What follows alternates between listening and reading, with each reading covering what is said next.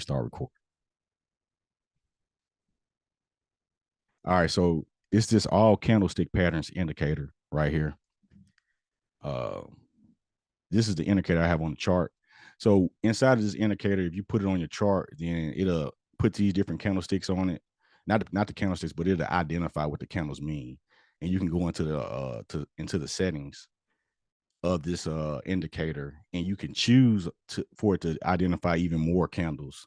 So I really wanted to see mostly like the tweezer tops, engulfing candles, these spinning tops and dojis, because a lot of those candles kind of reverse price action. So I was adding candles slowly to this list as I read about them. But that's all that is.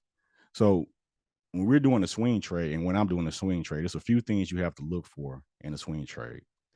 The first thing is you want to look for a stock that has the potential to go in the direction you're swinging. So if I'm swinging, I'm looking for calls. I have DraftKings pulled up right now.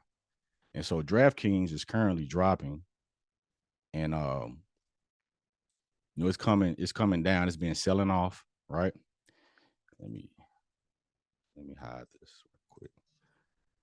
So DraftKings is dropping down, and on our chart, on the Wolf chart, it showed me here that on August the 13th, smart money came back into this stock down. It's between the price of 31.59 and 29.30. Okay. So now that I have my first level confirmation, which that's what I call when I see a new demand zone come, or if I'm down in the demand zone, I got confirmation that we have buyers, the billionaire buyers, stepping in and buying DraftKings at this price point. The second thing I look for is for the candle to open and close over the 12 EMA on a daily time frame. And that signals that it really wants to go back up and try to get back above this, or at least test the 200-day moving average. So right now, DraftKings has smart money that stepped in, and it has an open and close candle above the 12-day moving average. So that's the second level confirmation. So, but when you're looking for a swing trade, the thing I want you to focus on first is, so I took, this is the same chart of DraftKings, but now all I have up is the indicator I customize. So this indicator right here, it looks back on whatever stock you're looking at chart, and it pulls 400 trading days of the support and resistance levels of the stock. So you know how normally we have to put the support and resistance lines on our chart, and that's kind of our homework we do. We have put the lines on the chart, at the peaks and the valleys of the stock, the stock price. Well, this indicator, it does it for you, and it updates itself in real time, and it keeps the chart updated for you, so you don't have to ever draw those lines out again. So these are important because now you want to search through the stock before you swing it and find the A plus trades. Hey, what up, Tattoo? So you want to find the A plus trades in the stock chart. So now that you can see, I took the smart money, I took the supply and demand levels off the chart, and now I can see where these big giant gaps are, where there's no resistance. So when I look at this chart, you can see that it's choppy price action here. It's choppy price action down here. But in this next level where it's trying to break above this resistance, so if it closes a trading day above 34.52, so what it would probably look like is it'll come up here and it'll come back down and retest this level, and it'll hold this level. So when DraftKings starts holding above 34.52, then it's ready to run up to $38. So when I'm swinging, so I'm looking at this, so I know that my strike price is automatically going to be a 39 strike or below for my swing. I can also see on my chart, if you see this E down here on every trading view chart, it's telling me already the next earnings for DraftKings is for November the 1st. Okay. So now while DraftKings is King is beat up and nobody's really paying attention to it, this is the opportunity for me to look at this and say, okay, this is when I'm going to get an earnings play on DraftKings. I'm gonna go ahead and get my strike. It's going to either be a 39 strike or lower, and so this is when I would start looking and be interested in playing DraftKings for earnings way back here while nobody's looking. Okay, So I start getting in. I see smart money and already bought their position down here. We saw that from the other version of this chart. And we see that we got an A plus trade coming up. Once it breaks above 34.52, it's going to try to shoot up to 39, right? So we see that. So I'm considering all these things. I see earnings coming up. So I know what type of contracts I need to probably get, what expiration date need to probably be in November or close to November. The other things I'll look at is the things that can trap me up or trip me up. So then I'm going to go to this economic calendar. You can get this from investing.com and just click on the economic calendar, or you can do investing.com / economic calendar. Okay. So then this is when you go to, you look at this week is coming up, you look at next week. And so we look at what's coming up. And so we got, some data dropping, and it's nothing like really too bad dropping this week. You got initial claims dropping and some other data. But most importantly, this week we had this thing called the Jackson Hole. And this is when the federal Jerome Powell, he's going to come out and pretty much try to give the economy, the Senate, everybody, the markets, clarity on exactly what he plans on doing, like how much he's going to try to cut, if he's going to cut 25%. If he gets up there and says, well, the job market is looking strong right now, so I don't plan on cutting. I think we can just, keep the rates high.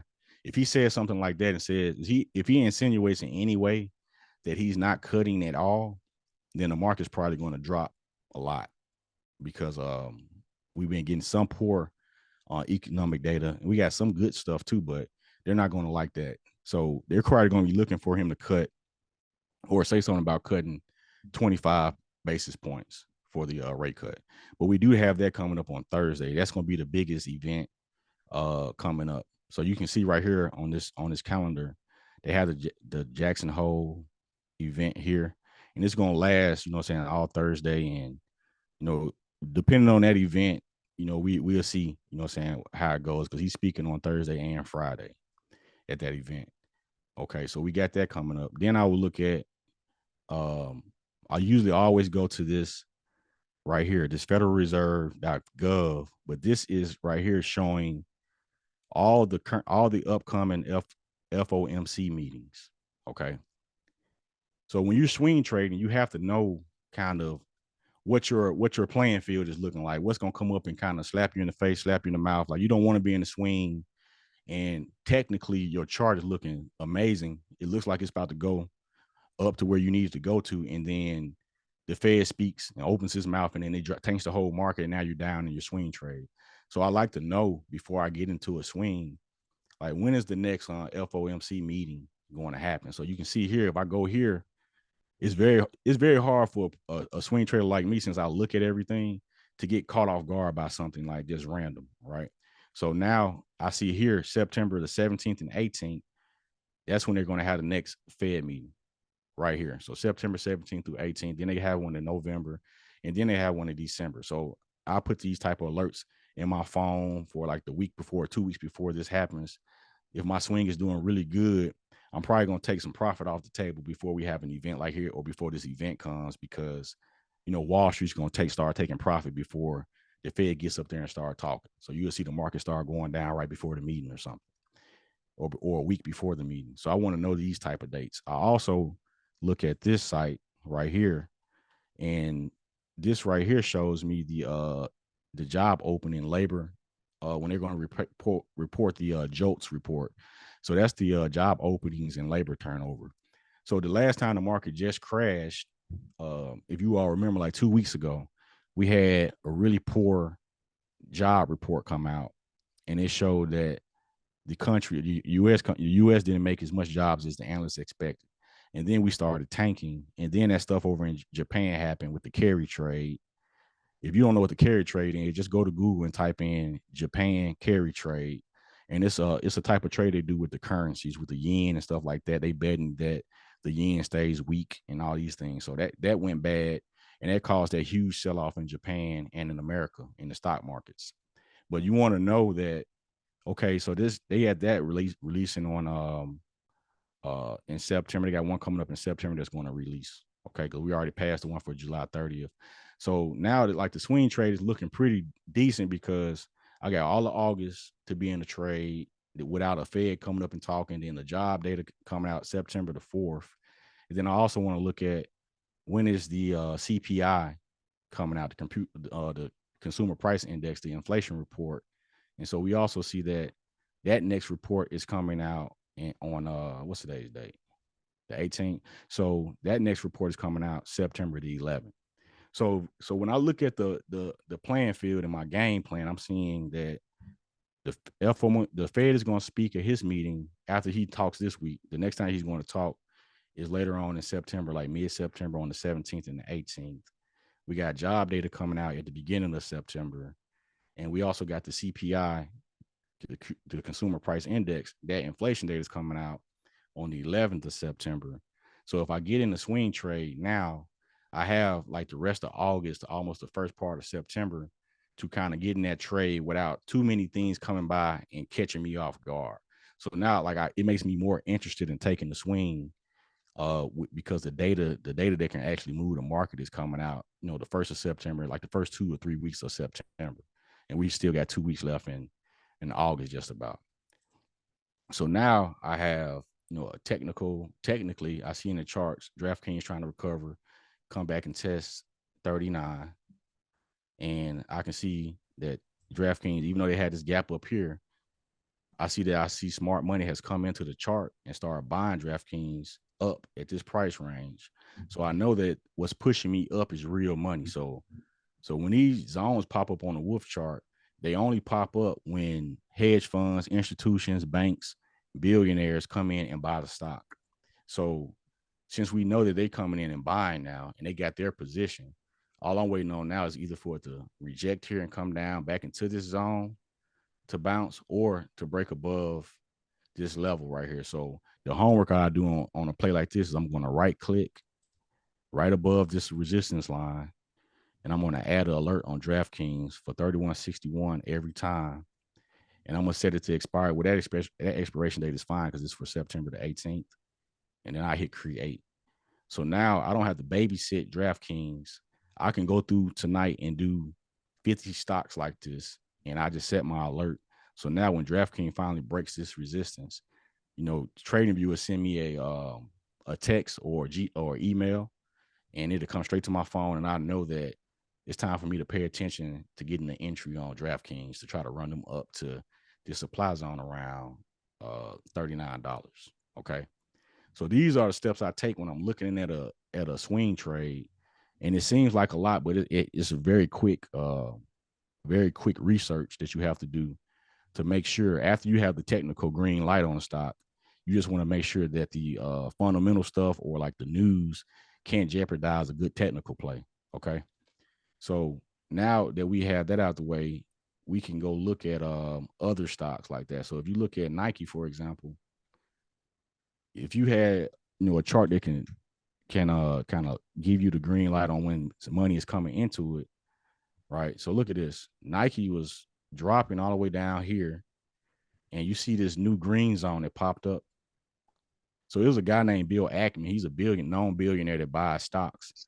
But before they ever made that announcement about Bill Ackman buying Nike, which happened, I think, on the 13th or the 12th, before they announced that, we could see on the chart that I was on a training call with a person doing a one-on-one session, and she was like, let's go look at Nike. So I went and looked. I hadn't looked at Nike, and I had came back and I said, well, Nike didn't have anybody buying them. So I saw this buy. I said, man, so they didn't start buying Nike. And then like the next week they announced that Bill Ackman had bought a stake in Nike. But the chart had already picked up his buy way back here. So if I would have been paying attention to Nike, I would have been able to get in. But I end up still getting in this trade. That's why you see this little flashing little white little symbol right here on my chart. That's me putting an alert. So I put my alert on the chart, and I end up getting in on this candle right here. I wish I would have got in. So we have a open and close candle right here that I could have got in on if I would have knew about them creating this demand zone quicker. But I wasn't paying attention to it. So we end up getting in on this candle. So it's still up a lot. You know what I'm saying? We still up a lot in this trade, in this swing trade. All right, so let me see. It's 5:20.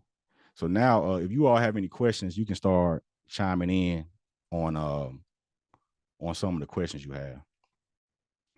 Hey, Sean, while you have the Nike chart up, is it too late in the game to try to enter first swing? Well, see with Nike chart right here, so you see that they have a wide open space up to Mm-hmm.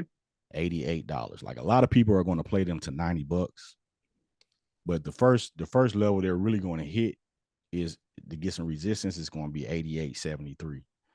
But they will try to come up to $90 on the head because they have the 200-day moving average coming down here. So since you see it's in an uptrend, it's kind of overbought now. That's what this little red arrow is right here on this chart.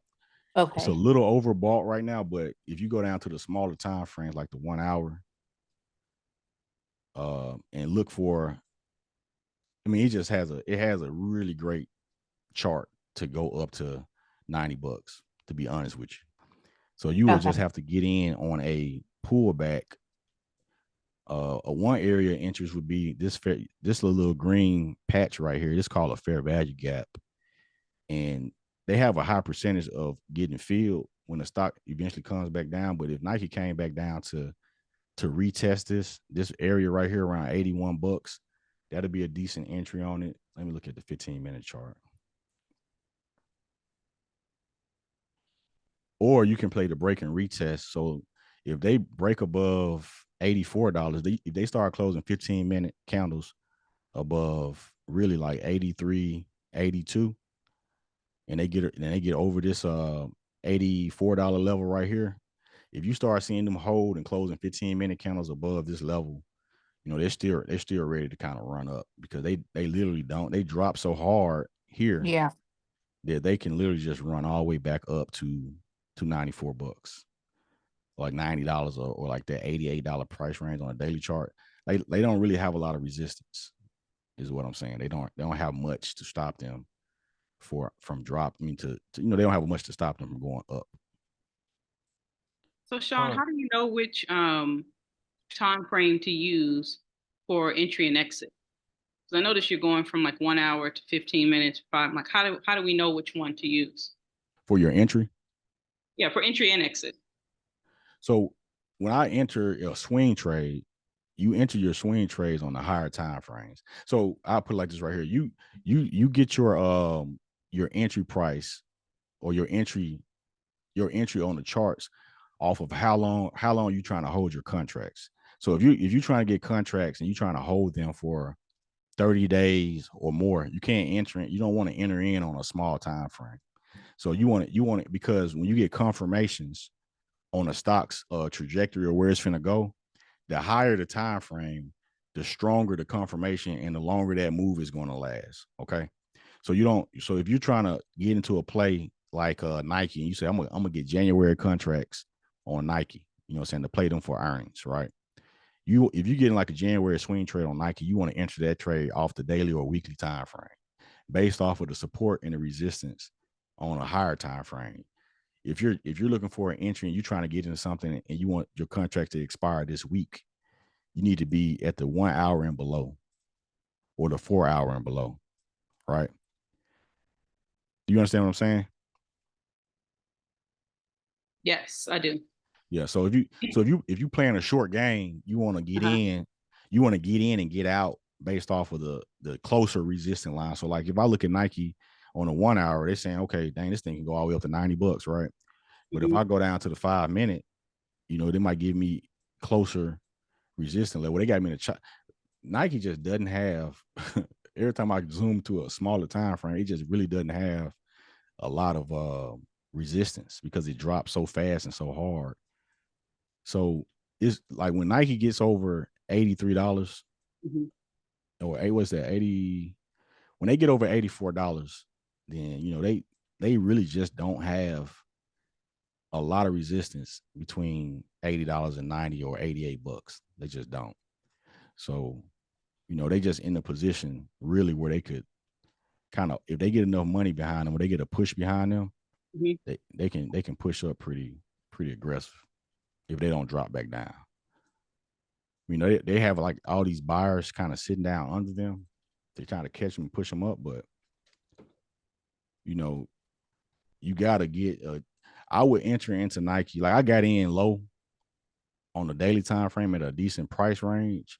Like here at $78 would be probably the best, the safest entry because the same is true. Like it's sitting in the middle, kind of right here in this middle range. So it could either drop back down to 78 or go all the way up to 90. So it's in like a weird little range right here, right? So you want to get in like on a breakout, or if it proves itself and get above like a key resistance area in the chart.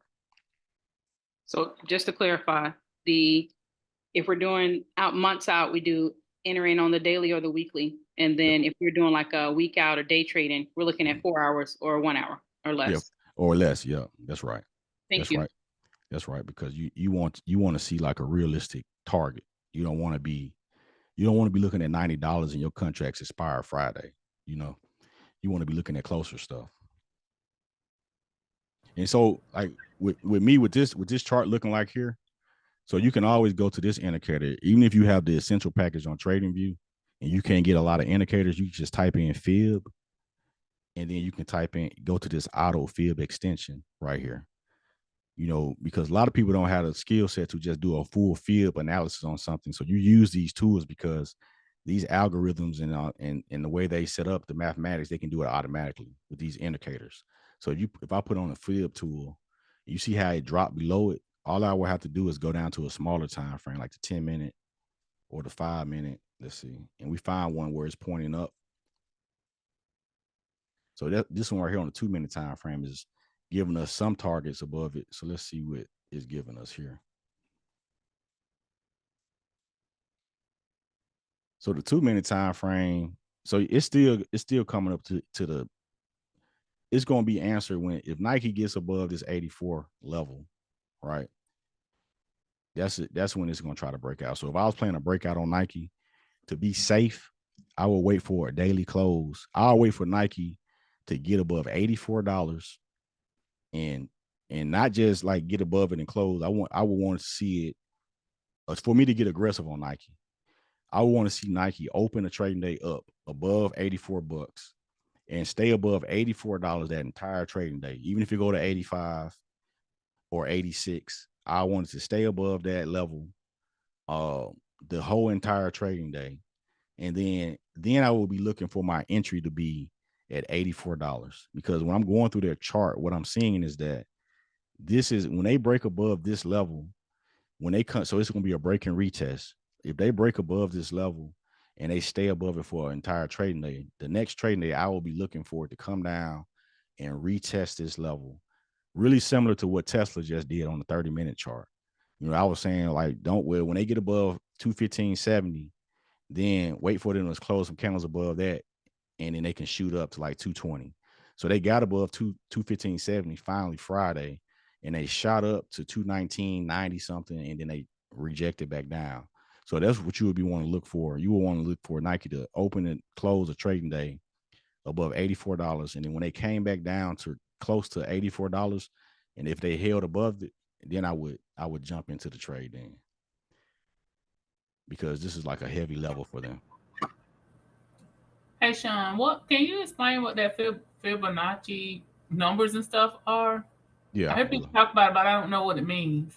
Okay. So this fib tool, all you want to be looking at on it is you see these numbers right here off to the side, right here, these colorful numbers. Yes. All right, you see in parentheses, it gives you the prices. You see how I got 221.98, 225.94, 229.90. You see that? Mm-hmm. So that's when I post a fib or somebody posts a fib, you just want to look at these are showing you support and resistance levels on the stock, right? Mm-hmm. So that's what you want to be looking at. So you want to just look at the prices inside these parentheses to see where the next targets are for the stock.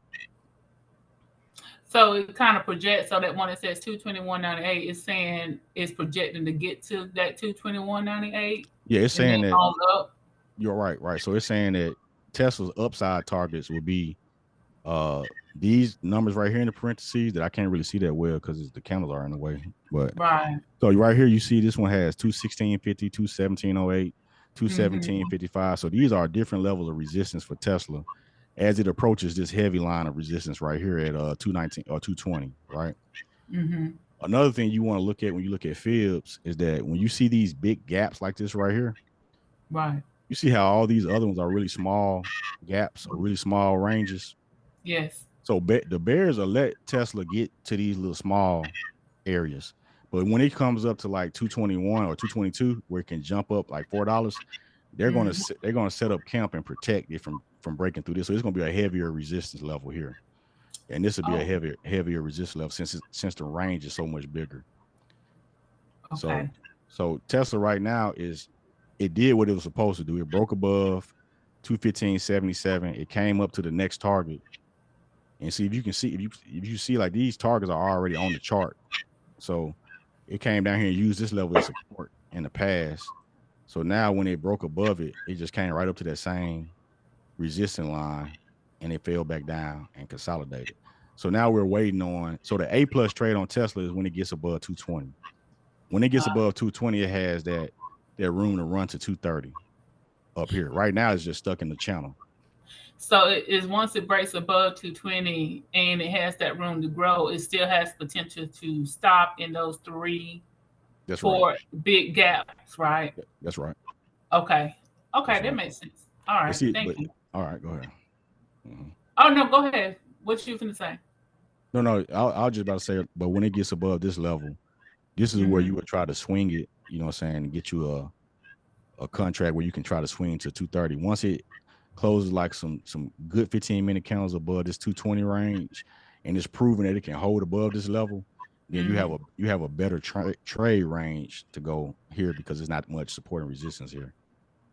So, okay, so how, when you say swing, like what is a good timeline to look at? I know you have to consider earnings and the data reports and everything, but what if you're beyond that? What if there's nothing coming up? Would it be kind of like at least a 30-day, 60-day type timeline? Yeah, you can, see, when you have a smaller account, for example, you want to try to play these trades, but you want to have, decent contracts. So if you can't get like a contract that's like got time on it, like look at Tesla, like if you look at Tesla chart, you see how all these lines are really close to each other. Mm-hmm. And so Tesla being kind of moving in like a little small range, and you can see it right here. Like you see how if we go back in Tesla history, you see how when it hit this resistance, it dropped so easy between these two black lines.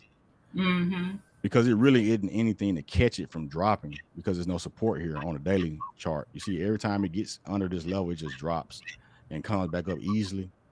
We just opened and closed a candle over the 12 EMA here on Friday, right?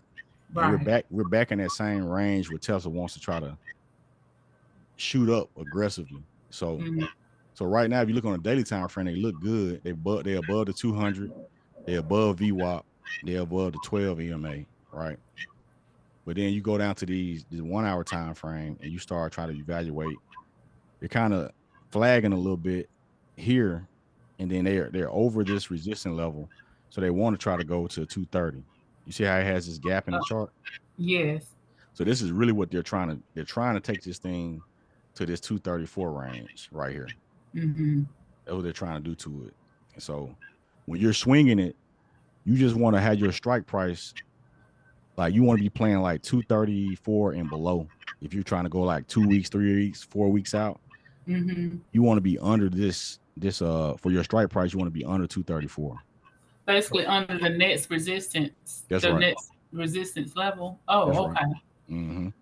So whatever that next resistance level is or that next target is, you want to be under that. Now I'm saying you're on a 1 hour time frame. So I'm saying if you got like 3 weeks on your contracts or a month or something like that, or if your contracts are trying to include the robo taxi event, your swing needs to have a strike under 234, right? Mm-hmm. If you're day trading, your swings need to have a price under 220. Because that's the next one.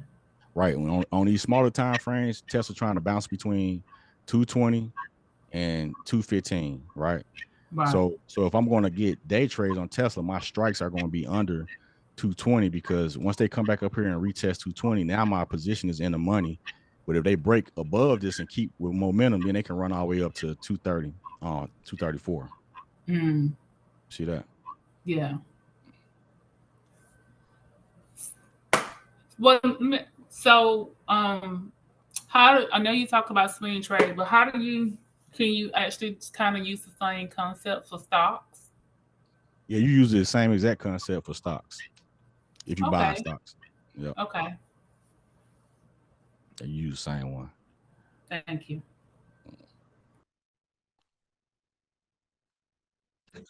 Hey Sean, I saw Broadcom had a massive amount of buys. Matter of fact, a lot of stocks is up with overbuying. They have a lot of buying power going in to Monday.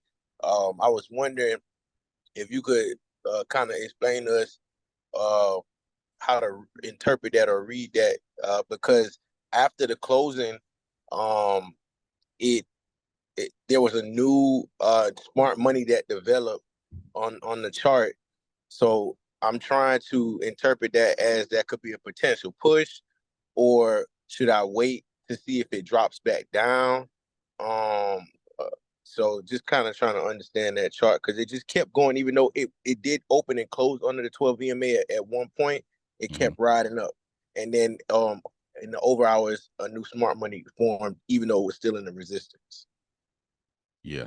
So right here, so the way you play, you see how this demand zone came in here, right? The demand zone came in and but it also has a supply zone.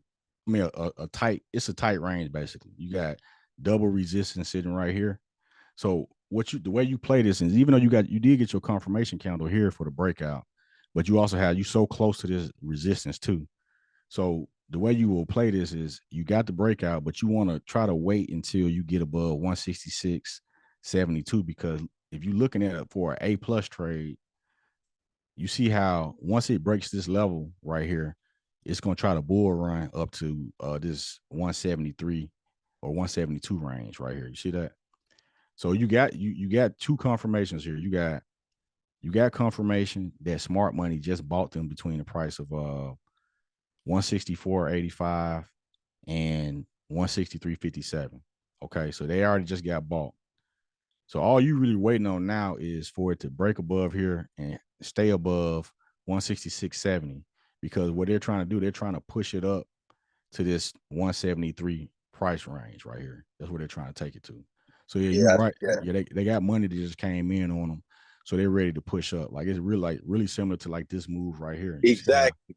Like these are new zones. These are new buyers. So they just now stepping in and buying this stuff on like the 14th. Yeah. So my question is, would I just go ahead and put an option in for, let's just say 2 weeks, and then I would make my stop loss around, I would say what, the 163? Yeah, you could play it like that, but the safest way to play it is to see when you look at this, they at 165. You talking about waiting $1 for confirmation for them to run up and you not get stuck in like a choppy area. You see, with this double resistance right here, you know, they got the potential of consolidating. Squeeze. Yeah, real squeeze. Yeah, just squeezing and squeezing and squeezing and squeezing and then popping out. Well, you don't want your options here and you just losing money as the days go by. You want to try to get the break above, retest, and let them shoot that up here to that price range. Because when you trading the options, you trying to get in and make the money quickly. You don't want to be in an option contract and it just be burning. You know what I'm saying? Your premium just going down and you know getting premium burn and you know your IV and all you just getting a lot of theta crush and everything. Just holding this here, waiting on the breakout. When right now, the advantage we got is we can see where they're going to sell it at. We can see where the resistance line is. So we just have to practice patience and say, okay, when it break above, retest, hold, and it's finna go up here, then you make that money that same day. You know what I'm saying? You don't have to sit in it for 2 days and wait for that to happen. You feel me? deal. That's exactly what's gonna happen. Yeah.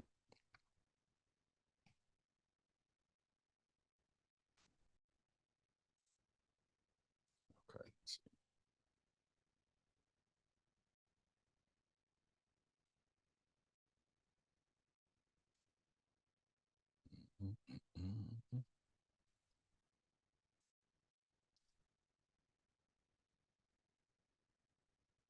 So another thing I want to show you guys. Hold on, let me see. Lily, AVGO Lily.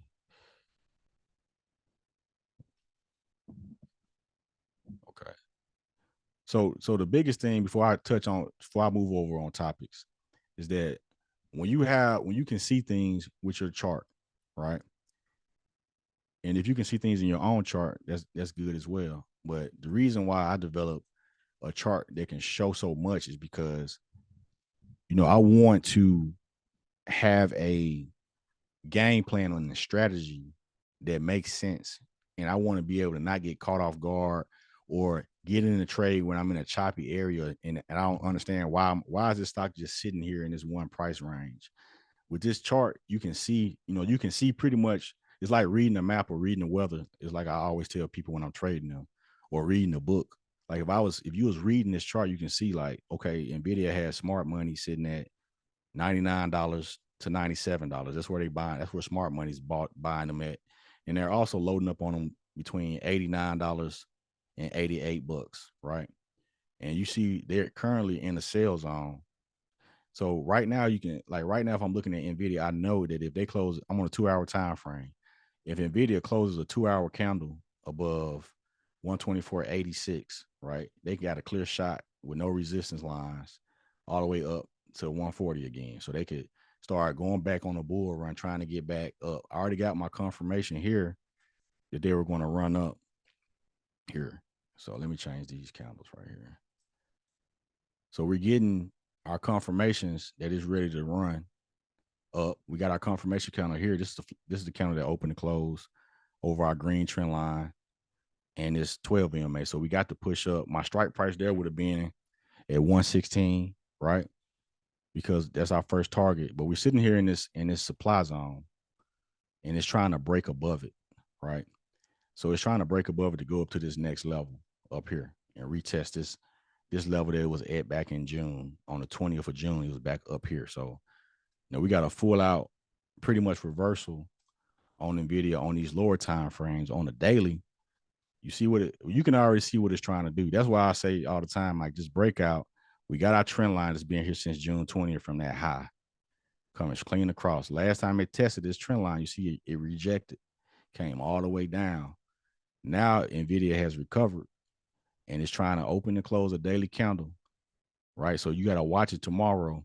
If Nvidia opens and closes a daily candle above this trend line and above this 12, I already know what it's trying to do. It's trying to come right back up to like 135, 136 first, and it's going to try to test this range of 140.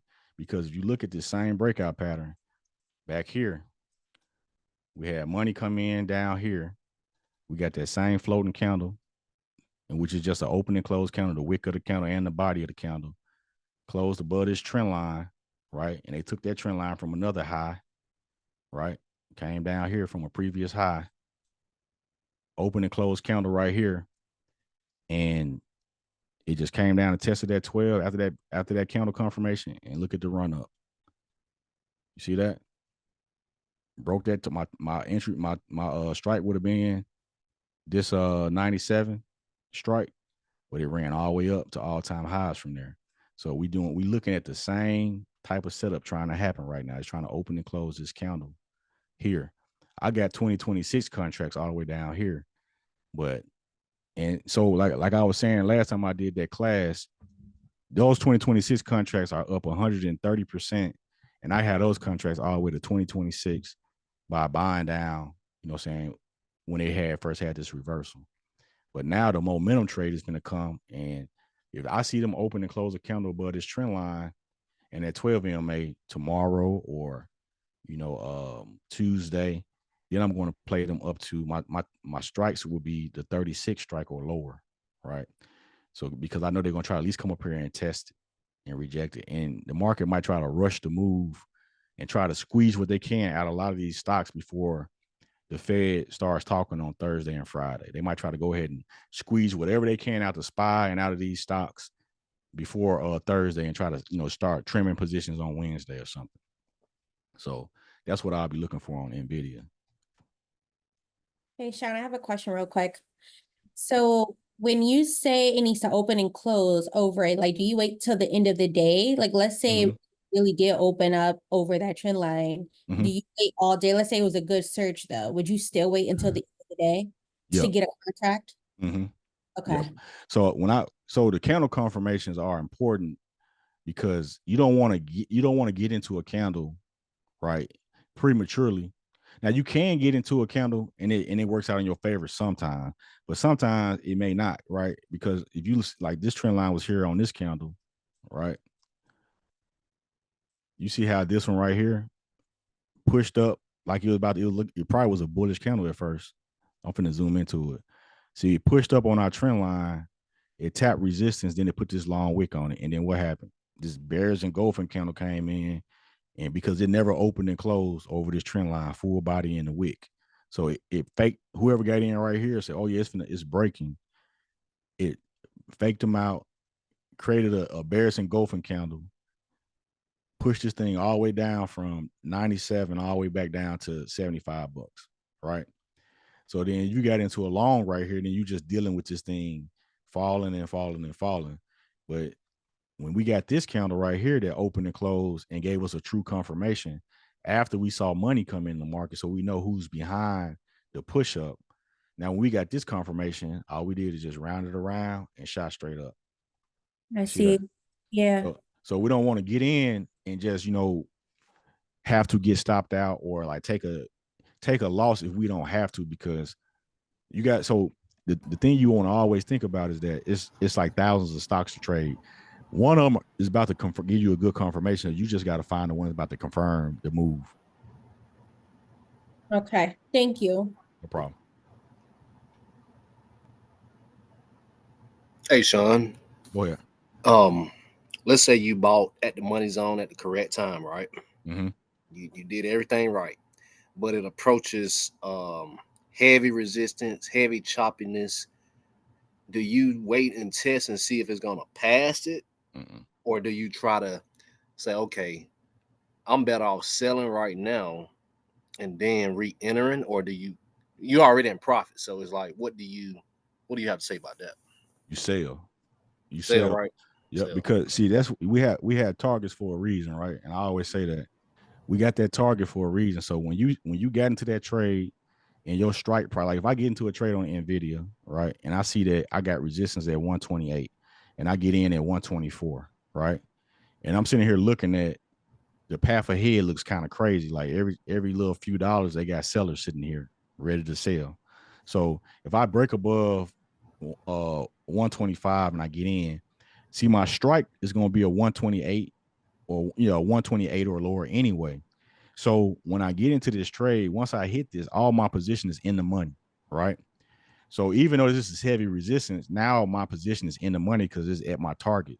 I'm selling 90% of my position. And if it just wants to do something special and run up here, then my runners are gonna have to do that. But the way you consistently make money is that when you're sitting there looking at and you see that you're finna run into a choppy area, you don't want to be curious about, I wonder if it's gonna keep enough momentum and just break through all this choppiness. You just take the profit and let a runner try to figure that part out. But you want to lock in a win. And then if your runner start getting rejected, then you just want to put a stop loss on that runner and sell that one too. Okay, that makes sense. Hey, Sean. Hey. So you was talking about swings. How would you utilize this for, like, if you want to be a daily trailer for stocks?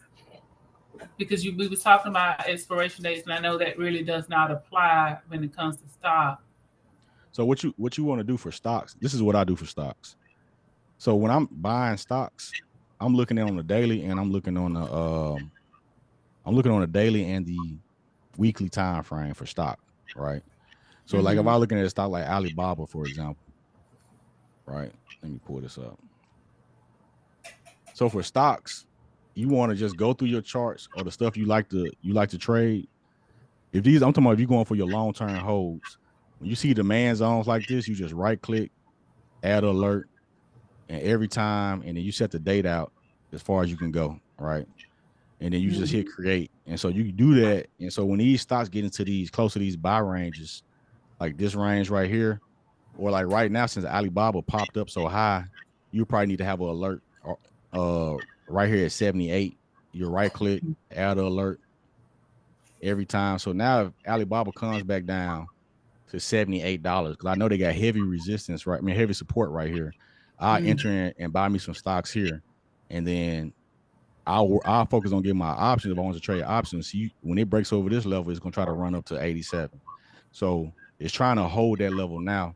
So I will buy my options in these A+ trade range, and I'll buy my stocks at the support levels. Because if you look at this chart, it's I'm not gonna call it like a cheat sheet, but you literally can see if I zoom out, you can see everywhere the institutions are buying, every zone they're buying the stock at, and everywhere they're going to sell the stock in the future. You can see it ahead of time. So I'm not like when these stocks are making moves downs and moves up, I'm not really getting caught off guard by where I'm not wondering like where is this stock finna go. Like I can see everywhere that smart money is going. If Alibaba breaks out and goes like super high, I can see every take profit area up to already the 138 and higher. I can see everywhere they're going to sell the stock at. Over the history of the stock, I can see every price zone I need to take profit at. And that's kind of a strategy for long-term investing, right? That's right. Right. So what about short-term? You mean or is there one? Talking about for stocks? Uh-huh. Yeah, so if you don't want to be in the stock long, you just get out at these red zones early. So if you got in here, if you just wanted to play Alibaba for a little while, when it ran up to $88, then you just sell. Just sell. Okay, okay. You just sell it to these zones right here. Hey, Sean. Does your on the zones, the thicker the zone, the heavy the buyer or heavy the seller? Because sometimes, or the darker, what is it? Because sometimes there be lighter zones. So on these support lines, in particular these black lines, the heavier the line, the stronger the support or resistance level. Okay. And it goes off of how many times it's touched that and interacted with that zone. So you see here, it rejected, like this is Apple's chart. It rejected it at 179 and fell down, came up again, rejected at 179 and fell down. It used that level as support here, right? So that's why when it broke above that level here, it was able to it shot up aggressively because that's a heavy level for Apple. And right now, so the sellers are sitting at between 235 and 237. So if Apple kind of gaps up or comes above this trend line and it shoots to this level, like when they get to between 235 and 237, this is where institutions are going to take profit. But if you ever see them close a daily candle above this level, that's saying that they want to take them even higher, right? But right now, this is where they're going to get sold off at when they come back up and retest this level. And we can use this for futures as well, right? Huh? We can use this for futures as well. Yeah, you can use it for crypto, futures, no matter. Like futures is open right now. And you see, if I go to the 1 minute time frame, it's like live now. So you can use it for future. So I use futures a lot, you know what I'm saying, to trade and to see what stuff is going, like how it was in this. You see how these thick lines are, how choppy the NASDAQ was right here. And then once it broke out this heavy resistance, you know what I'm saying, it started trying to shoot up. It got it's trying to break this trend line here, right? And like right now, if I was trading futures, if we open and close a counter over this trend line on the 1 minute, I'll be looking for this 19,670 level to be the level that it needs to get above or it's going to reject from on the 1 minute chart. And you see how like we watching it right now and they just created a supply zone. So So it's gonna probably try to push down and come back to this fair value gap right here. It might bounce from here or bounce from that line, or come all the way back down to this demand zone and bounce. Shon, what are your thoughts on XM Radio with all of the information with Warren Buffett and how he purchased like 96 million shares? What's their ticker? SIRI. What did he do? He bought 96 million shares back. Okay. Yeah. All right. So look, I'm gonna stay on for like 3 more minutes because I got a 6 o'clock training call I gotta get on. But let me do technicals on it. Well, see, this stock, it still hadn't reversed trends yet on this stock. I know he might have bought in on this series, but it's not looking like when he said he bought in, I don't see a buy order on this stock. Quarter two. Okay, so that might have been him here then. Mm-hmm. And so he bought it between $2.51 and $2.45. So right now it's above this $2.93, trying to hold this level. Mm-hmm. It really needs to get above the 12 first, because it hadn't reversed trend all the way yet. Another thing you can use to see when something reverses trend is the Hikanashi candles, these here. So you will look for a doji or a flat bottom candle, which they did have a flat bottom candle here. So they're trying to reverse the trend back up. They hadn't done it yet. So you did get a bullish candle here on the 15th. And so what you would be looking for is for some candles to close over the 12 EMA. But more importantly for us, you would probably want to get in this trade. Like you can try to get in there early here, but if it drops down, like not guaranteed, but the best price is this 253 to 245 level. That's the very best price to get in. If it doesn't give you that, I would be patient and just I'll put an alert on my chart for 350. Let it have that little first move up. But see, because once you get over 350, then you have a better trade that you can get in on that chart. So you can get a better trade here to up to $4. If you get in early, if you're buying shares, if you get in here early, I would turn my candles to Hikanashi candles, and I'll wait till I get like 2 of these daily candles. You see how this candle right here has this flat bottom on it? You will want to see at least 2 of those in a row on the daily time frame. Close with these two flat bottom candles, similar to this right here. You see how it was dropping here, and then it made this doji candle, but then it had these flat bottom candle and that flat bottom candle. It pulled back some, but then you got it again, a flat bottom candle here, a flat bottom. But so if you get two flat bottom candles like this, it'll put you like above the 12, kind of like in this scenario, to where you can average in here at like 265 in this example over here and let it run up. But I would try to catch a bottom on something. The best candles you can use are these Hikanashi candles, because when something is dropping aggressively, you see how all these candles have these flat tops on them, and they're just dropping and dropping and dropping and dropping. So you want to see some flat bottom candles, and maybe even a new demand zone pop up over here, because it doesn't have a lot of room it can run with these 2 heavy resistance levels stacked right here. Got it. Okay. In your opinion, Shon, real quick, is Hikanashi better than the actual regular candlesticks? In your opinion, I know there's a lot of debate on those two. No, in my opinion, they are better at bottoms. Like when you're on a higher time frame and you're looking for a bottom out pattern, they're better at giving you a true bottom on a stock than a regular candle. But they're harder to trade with options like on like a smaller time frame, because while you're watching those candles, the stock price could be way above where the Hikanashi candle prices are at on your chart, and so or way below. So you can think that your position is doing good, and it won't be, because the price has dropped a lot more than what it's showing on the Hikanashi candle chart. So high time frame and catch the bottom. I got you. Yeah. before you leave, can you explain? I know you said at the beginning about that you use different candles, or you show different candles what they mean. Can you go back to that indicator? Oh, that this one right here is let me see. That indicator is this one right here. Okay. All candlestick patterns, and what it does is, especially when you see tweezer tops print on this thing, like is really helpful because you know the stock gonna drop. But when you put this indicator on your chart, you can just click on a candle and you can start learning about what they are. You know what I'm saying? They said this is an engulfing candle, a bearish engulfing candle, and it tells you all about that. You know what I'm saying? And these right here, these a tweezer bottom. You know what I'm saying? So that's a bottom out. You know what I'm saying? When you get a tweezer bottom, it's like a double bottom, right?